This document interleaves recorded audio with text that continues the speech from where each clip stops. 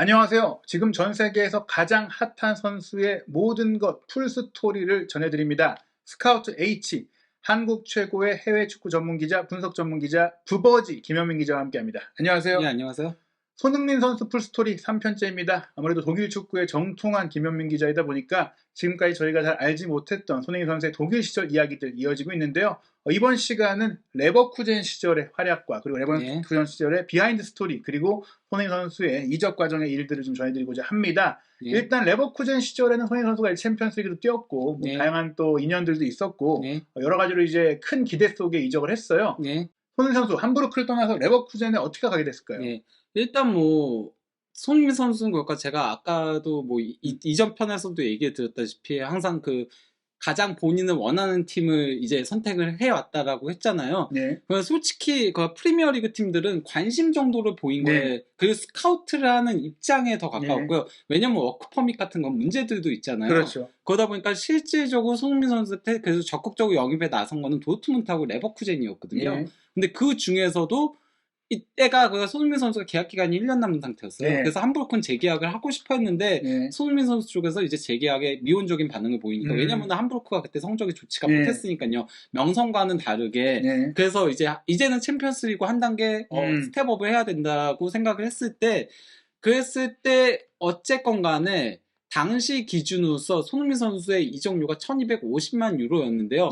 그게 레버쿠젠 역대 최고 이적료였어요. 그 당시로선 그렇거든요. 저 위에 있는 선수들이 다 이제 손흥민 선수 이후에 영입된 선수들이거든요. 그러니까 이 손흥민 선수가 이적했던 순간에는 레버쿠젠이 가장 많은 돈을 투자했던 선수고 사실 그 뒤에 이제 조금 유럽 축구 이적 시장에 인플레 현상이 좀 나오면서 이적료가 점점 높아져서 그렇지 이게 싼 가격이 아니다. 거기다 계약 기간이 1년밖에 남지 않았었다는 걸 고려를 해야 되는 거죠.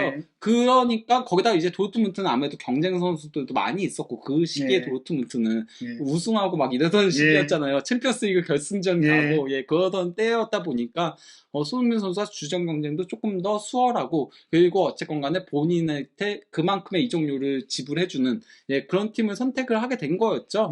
말씀하신 대로 이때도 토트넘도 원했었고 그 외에 프리미어리그 리버풀이라든지 여러 팀들이 관심이 있었지만 무엇보다 국내 팬들이 좀 아쉬워하는 위르겐 클롭 감독의 도르트문트가 정말 진지하게 영입을 원했었지만 진짜 그러니까 영입을 진지하게 고려한 거는 두 팀이었던 거거든요. 레버쿠젠과 도르트문트. 그런 상황 속에서 손흥민 선수가 오히려 당시로 봤을 때는 좀 기대치가 더 높았던 도르트문트가 아니라 레버쿠젠을 선택한 거죠.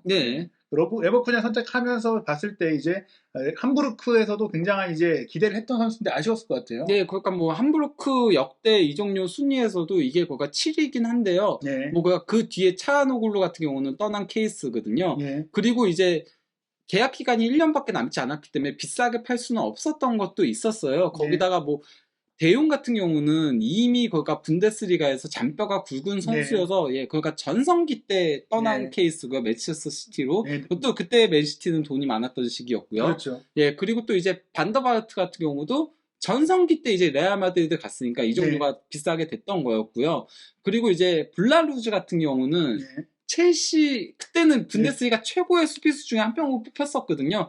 그래서 이제 그리고 첼시가 로마한테 막 투자하던 그때였었고 그럼 더글라스 산토스는 그 뒤니까 손흥민 선수보다 뒤 선수니까 제롬 보아팅도 엄청 핫한 선수였으니까 그런 것들을 고려하면 상당히 비싼 이적료에 떠났다라고 할 수 있죠. 그러니까 당시로선 역대 공동 5위였습니다. 그리고 여러분들이 또 하나 아셔야 될 게 손흥민 선수가 이제 함부르크 시절을 생각했을 때는 지금 함부르크와 위상이 다르다는 걸 여기서 볼 수가 있어요. 정말 세계적인 선수들이 다 함부르크 출신입니다. 반바이텐도 그렇고 뱅상 콩파니, 보아탱, 블라루즈 엄청나요. 근데 콤파니보다 더 많이 그렇죠. 금액을 받은 거잖아요. 물론 5년 뒤니까 인플레이션 현상이 있었다라고 하더라도. 어찌됐거나 손흥민 선수가 이런 선수들을 배출한 함부르크에서도 역대급 이적료 수익을 남기고 떠났다.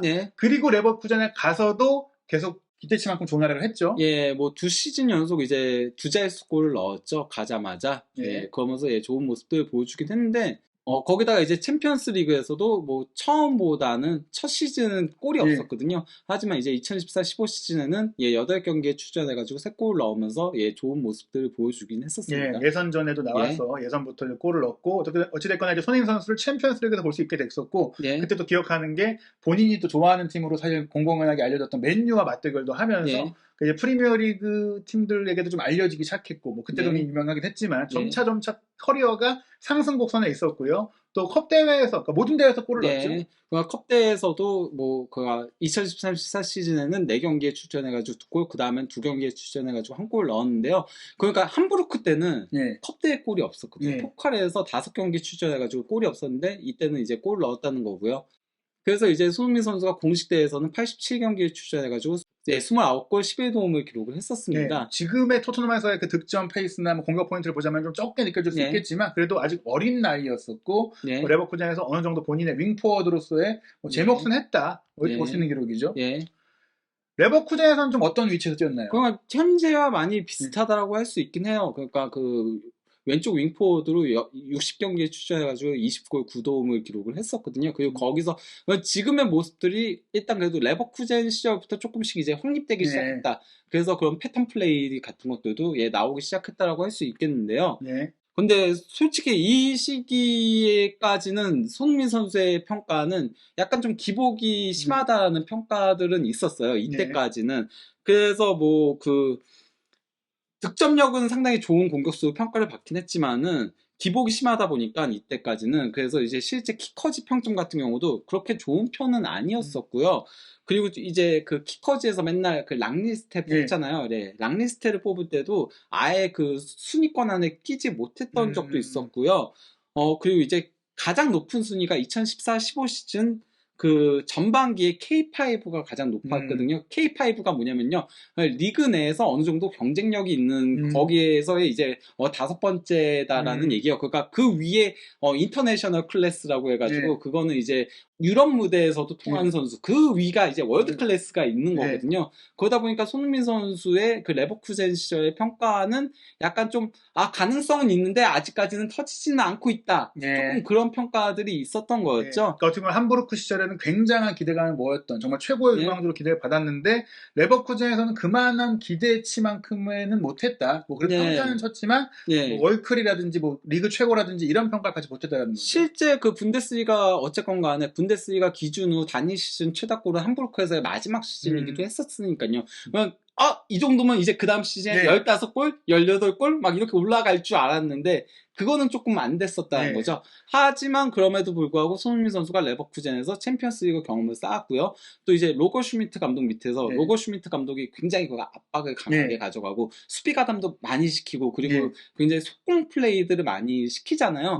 그런 것들에 있어서 조금 배운 부분들은 있다는 거죠. 그래서 이제 손흥민 선수도 수비 가담을 그때 많이 배워서 그래서 이제 토트넘 가서도 수비 가담을 상당히 성실하게 하는 선수가 됐고 그리고 또 어쨌건 간에 그 압박 같은 것들도 상당히 강하게 가져가고 그리고 조금 더 스피디하게 치고 가는 모습들이 나오기 시작을 했던 거였습니다. 그러니까 지금 갖고 있는 또 장점 중에 일부를 레버쿠젠 시절에 이제 배웠기 때문에 결코 레버쿠젠 시절이 뭐 허투루 보낸 시절은 아니고 무엇보다 이제 전술적으로 뛰어난 감독으로 잘 알려져 있던 슈미트 감독이 또 애지중지했잖아요. 뭐 그렇다고 닥주전으로 쓴 건 아니지만 분명히 본인이 핵심 선수로서 여겼죠.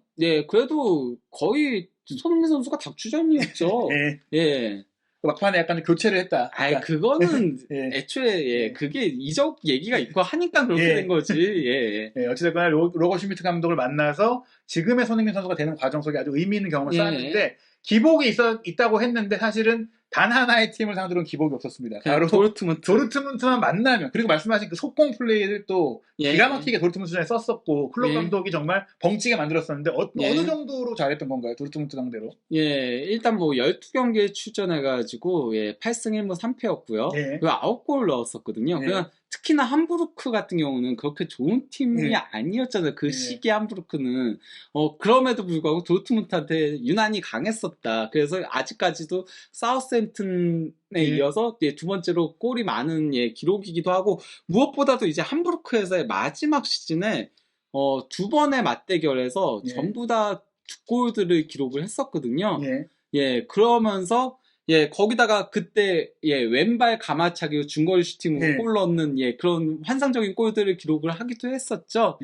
그런 모습들을 보여주면서 유난히 강한 모습들을 보여주기도 했었고요. 이런 것들이 이제 토트넘 가서도 챔피언스리그에서 이제 도르트문트를 만났을 때 도르트문트를 탈락시키는데 원인을 제공을 했다. 사실 그때도 경기 전부터 그런 얘기도 있었어요. 원래 손흥민 선수는 도르트문트에 강하고 양봉업자다. 골 넣을 거다. 근데 넣었죠. 그래서 토트넘이 도르트문트 상대로는 4전 전승이다. 예. 예. 어마어마한 기록을 남긴 것은 사실 손흥민 빨이 좀 있다. 예. 뭐 사실 기록이 말하니까요. 예. 뭐 저희가 팔이 안으로 보고서가 아니라 정말 도르트문트 팬들은 손흥민 선수가 악몽과 같을 것 같은데 손흥민 선수가 사실은 이렇게 골을 다작하는 선수인데 은근히 한 경기 이게 해트트릭 기록이 잘 없었어요. 근데 마침내 해트트릭이 나왔는데 하필이면 예. 또 그게 의미 있는 경기에 나왔죠. 예, 2013-14 시즌 그 12라운드에서 친정팀 그 함부르크 상대로 예. 그 이적하고서 첫 맞대결이었거든요. 예, 거기서 이제 해트트릭을 기록을 했었습니다. 그러면 3골 1도움을 올렸거든요. 아. 이 경기가 난타전이었어요. 예. 근데 손흥민 선수의 3골 1도움 활약에 힘입어서 레버쿠젠이 5대3으로 승리를 했었거든요. 그때 그리고 손흥민 선수가 골 넣고 계속 골 셀레브레이션을 했어요. 그러니까 보통 이게 이적한 첫 경기 정도는 안 하지 않나요? 네, 뭐 그래서 이거 좀 그렇지 않아 막 이런 얘기 유수 출신인데. 예, 그런 얘기가 있긴 했지만은, 그래도 뭐, 그, 전반전 끝나고 그라운드를 떠날 때도 함부르크 선수들하고 이렇게 예. 어깨동무를 하면서 나가는 장면들도 포착이 되고 했었거든요. 그러다 보니까 여전히 뭐 함부르크 선수들하고 친분이 하던가 이런 것들은 유지하고 있었다는 걸 예. 보여줬었죠. 그리고 사실 뭐 생애 첫 프로 헤드트릭인데 아무 친정팀 상대로 예의를 갖추기에는 기뻐해야죠. 헤드트릭인데 이렇게 첫 골부터 그랬거든요. 첫골부터. 예. 아. 첫 골부터, 예. 예, 첫 골부터 이거 미끄러지는 거 했었거든요. 예. 착각했나? 이미 한 거 한 번 아, 해봐야 이게 홈이어서 괜찮겠다 예. 생각했었어요. 함부르크 가선 안 하겠다. 뭐 예. 그럴 수 있을 것 같고 어쨌든 뭐 함부르크랑은 관계가 좋습니다. 예. 헤드트릭을 했었고요. 예, 그리고 이제 손흥민 선수 하면 이제 가장 유명한 경기가 2014-15 시즌 예. 볼프스부르크하고의 맞대결이었죠. 그렇죠. 더브라이너와의 예. 더브라이너의 대전이었죠 거의 진짜. 손흥민 선수가 해트트릭을 작성했는데 상대 그 간판 공격수인 바스토스트가 4골을 네. 넣어가지고 그래서 이제 4대5로 석패를 했었거든요. 이게 제가 알기로 기록을 제가 이걸 검색을 해봤는데 안 나와가지고 모르겠는데 제가 알기로 이때가 해트트릭한 선수의 분데스리가 첫 패배로 제가 기억을 하고 있어요. 기억하고 있기는. 예, 그렇긴 한데 이게 더 극적이었던 이유가 그 레버쿠젠이 전반전에만 3실점을 했어요. 네. 그래서 패색이 짙었는데 손흥민 선수가 후반전 그 57분부터 67분까지 10분 사이에 해트트릭을 했어요. 거의 레반도프스키급인데요 이거. 예, 그래서 승부를 원점까지 끌고 갔었거든요. 예. 그런데 이제 추가 시간 90 플러스 3분, 네. 추가 시간 3분에 바스토스트가 4번째 골을 본인에게 4번째 골, 볼프스부르크한테 5번째 골. 그러면서 4대5로 석패를 했는데 그러고 나서 볼프스부르크 선수들이 손흥민 선수 툭툭툭 해줬죠. 예. 그리고 데브라이너 선수도 그때 예. 손흥민 선수랑 안고 막 이런 장면들이 있었죠. 그때 사실은 데브라이너와 원샷 잡힌 것이 또 굉장히 화제가 됐고 근데 그 인연이 뭐 토트넘 와서 맨시티 오고 서로 프리미어리그 와서도 계속해서 이제 인연으로 이어진 거 아닌가 싶어요. 그리고 데브라이너 선수하고는 그러니까 함부르크에서 뛸 때 그때 데브라이너 선수가 브레멘에서 임대로 뛰었었거든요. 아. 예, 그래서 둘이서 그때도 조금 그런 게 있었어요. 예, 그래서 손흥민 선수가 드리블을 치고 갈 때 데브라이너 선수가 이렇게 태클하는 장면들도 있고 막 이랬었거든요. 은근 꽤 오래 인연이 있었네요. 더브라이너 네. 사실 뭐 그 프로 경력을 함께 쌓아 올라오면서 자주 계속 마주칠 수밖에 없었던 선수다. 네. 그래서 사실 이 정도 인연이면 친해질 수밖에 없다 같은 팀이 아니에요. 예. 그리고 이제 그 챔피언스 리그에서도 화제가 된 적이 한 번 있었죠. 그 제니트하고의 챔피언스 리그 조별리그 4차전 그 러시아 원정 경기에서 그 경기에서 이제 멀티골을 넣긴 했었는데요. 67분경에 프리킥 골이 굉장히 화제가 됐어요. 그 차하노글루가 직접 때릴 것처럼 하면서 전진 패스 찔러준 거를 벨라라비가 뒤로 이렇게 패스 내주니까 손흥민 선수가 오른발 감차로 이제 골을 넣었었는데 예, 이게 그 UEFA 기술위원회가 선정한 해당 시즌 최고의 프리킥 골 장면으로 선정이 되기도 했었죠. 기가 막힌 약속된 세트 플레이로 골을 넣고 사실 그때 이제 레버쿠젠에서 주목했던 선수가 3명이잖아요. 차라놀루 그리고 벨라라비 손흥민 선수였는데 물론 제가 기억하기로 그 당시에 벨라라비가 국내 팬들에게 많은 그 지탄을 받았어요. 예, 탐욕의 벨라라비 조금 그렇게 마치 그 아델 타랍, 뭐 벨라라비, 나니 뭐 자체로 있는데요. 빠른 속도로 갖고 있는 그 이기적인 공격수였지만 이때는 패스를 잘 줬고 사실 관계는 다 다 좋았어요. 셋이 굉장히 친했었어요. 그 중에서도 역시 형제의 나라 터키 출신의 하칸 차라놀루랑 또 최고의 절친이었다고 알려져 있어요. 왜냐면은 두 선수가 조금 나이대도 비슷하기도 하고 92년생, 94년생 무엇보다도 함부르크에서 에이스하고 넘어요. 그렇죠. 거의 1년 상간 후 손흥민 선수가 떠나고 차하노글루가 이제 그 함부르크 에이스가 됐던 거였거든요. 그가 칼스루어에 한 시즌 임대 갔다 와가지고 이제 손흥민 선수의 뒤를 이어서 에이스가 됐었던 선수다 보니까 왔을 때 이제 손흥민 선수가 상당히 많이 챙겨줬다라고 하죠. 예, 네. 처음 왔을 때 어쨌건 새로운 팀이잖아요. 그래서 적응을 해야 되는데 그때 굉장히 잘 챙겨줬다는 얘기들이 있었습니다. 네, 그러다 보니까 자연스럽게 친해졌고 또 경기장에서도 서로 포지션상으로도 공격을 할 때 주고받는 역할이다 보니까 친해졌는데 제가 기억하기에도 이제 이 차란올루가 손흥민 선수가 토트넘으로 갈 때 서운해했다 뭐 그런 얘기들도 좀 있었어요. 예. 이게 그가 어떻게 된 얘기냐면요. 라치오와의 플레이오프 2차전을 앞두고 그때 그가 이게 이런 비하인드가 있었다라고 하더라고요. 토트넘 쪽에서 이거 비밀 이해하고 싶어 했대요. 이적을 비밀 이해하고 싶어 해가지고 아무한테도 얘기하지 말아달라고 레버쿠젠한테 부탁을 했다라고 하더라고요. 그래서 루디펠러 단장도 선수들한테 손흥민이 이적할 것이다라는 얘기를 안 했대요. 그 상태에서 라치오 원정을 가야 되는데 손흥민이 안 오니까 이게 그러면은 유니폼 같은 것들이 준비가 안 됐으면은 그러면은 출전할 수가 없게 되니까 차하노글루가 챙겨갖고 갔었대요. 손흥민 거를. 그래서 챙겨갖고 갔는데 안 오니까 화들짝 놀란 거죠.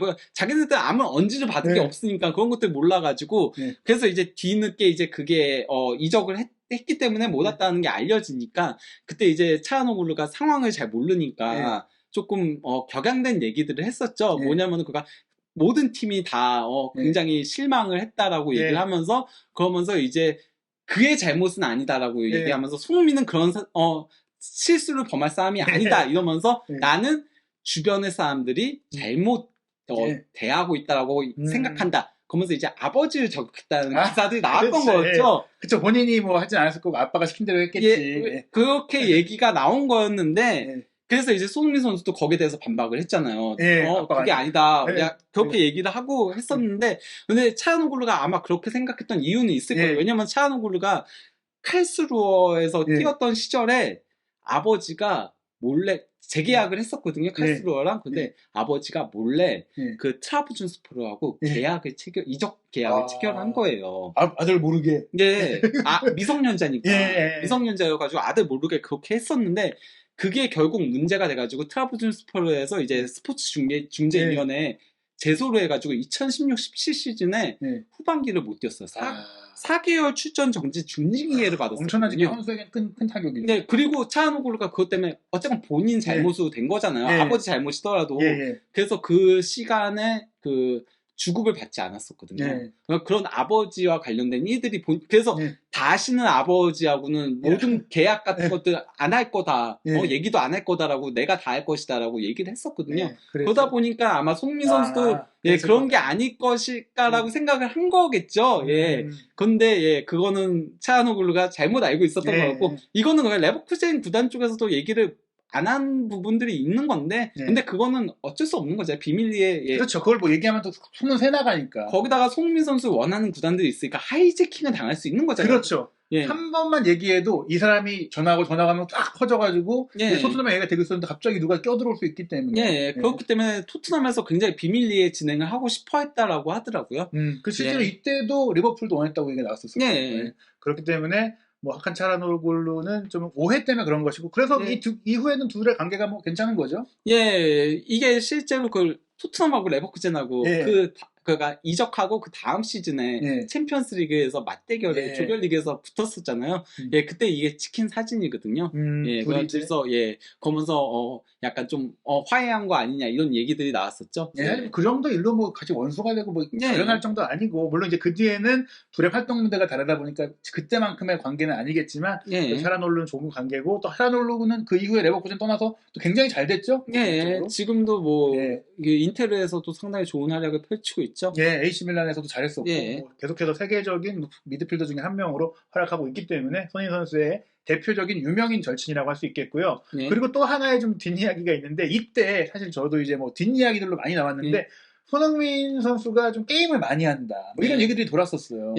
실제 레버쿠젠 선수들하고 콜 오브 듀티를 상당히 즐겼다라고 하더라고요. 특히 또래 선수들. 그러니까 뭐 레노라던가 율리안 브란트라던가 이런 선수들하고 많이 즐겼다라고 하는데 특히 레노는 예. 진짜 장난 아니었대요. 예. 그래서 손흥민 선수도 그런 식의 얘기를 했죠.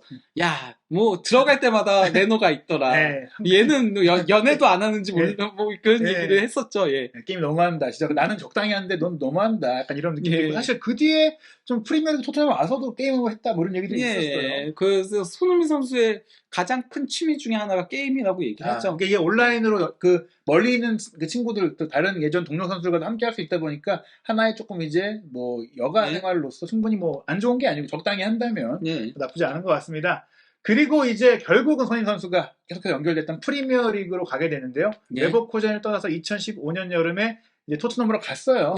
토트넘으로 간 과정에서든 이제 말씀하신 대로 뭐 여러 좀 비화들이 있었는데 이적료가 3천만 유로가 나왔습니다. 이 당시 그가 구단 역대 최고 이적료였죠. 토트넘.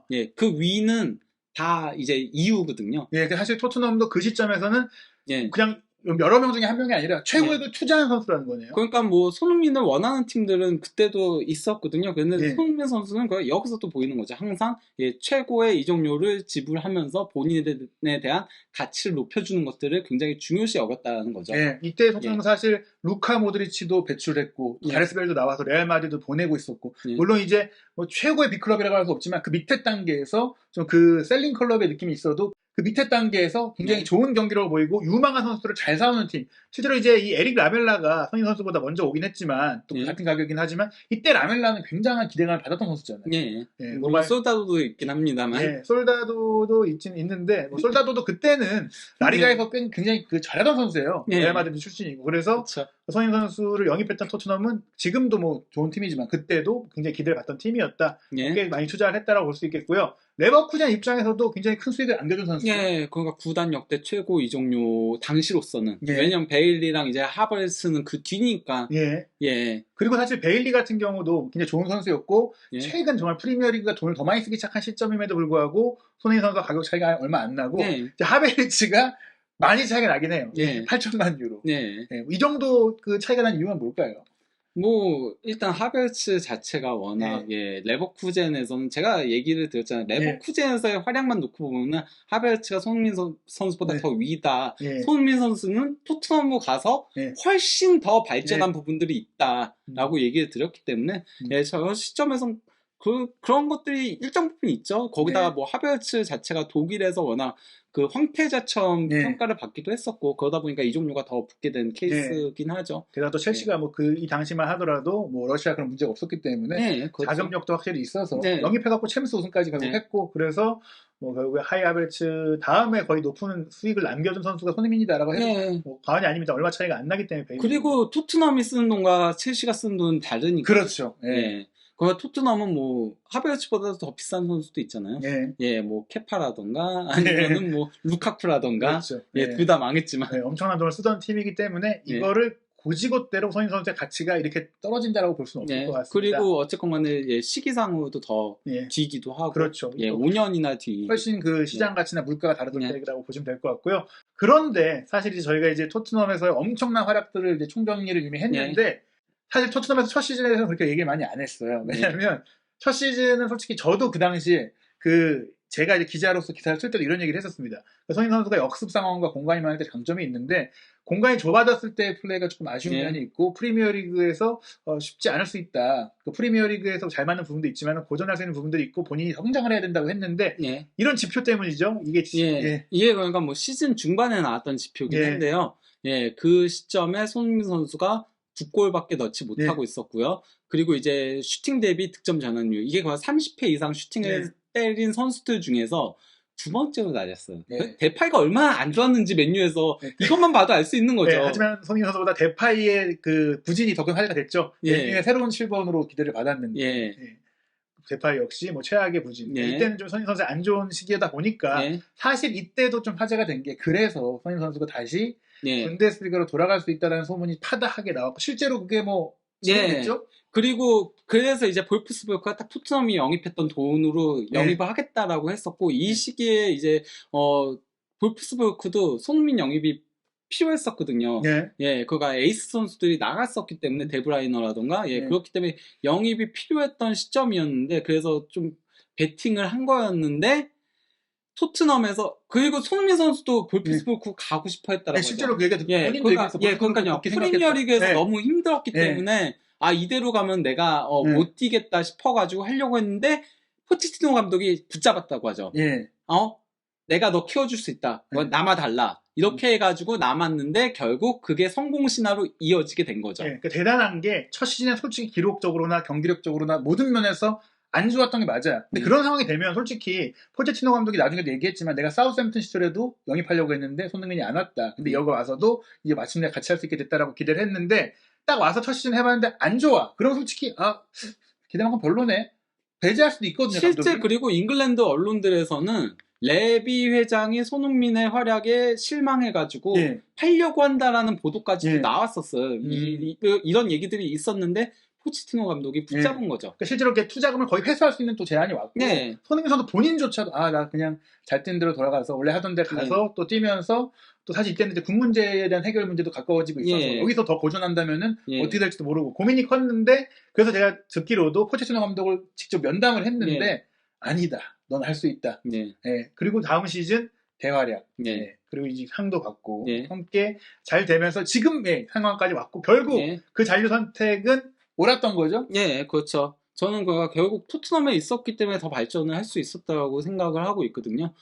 그래서 지금은 결국은 아시아 선수의 첫 고지를 점령하게 된 거죠. 프리미어리그 득점왕이 됐고 득점왕을 넘어 솔직히 이게 과언이 아니라 프리미어리그 현 시점 최고의 선수 중에 한 명이다라고 할 수 있고요. 이 여정들을 보면 좋은 감독들, 좋은 코치들, 좋은 동료들을 다 만나면서 이 함부르크, 레버쿠젠, 토트넘을 거치면서 성장했고 또 이제 토트넘에서도 포체티노 감독, 무리뉴 감독, 콘테 감독 같은 정말 각기 다른 성향의 그리고 세계적인 감독들과 함께 했기 때문에 그런 것들이 손흥민 선수가 정말 그 완전한 선수라고 하잖아요. 다양한 단점이 없는 선수다. 풍부한 선수다. 이런 것들을 좀 만들어준 것 같은데 저는 그리고 또 그런 것도 있었다라고 생각해요.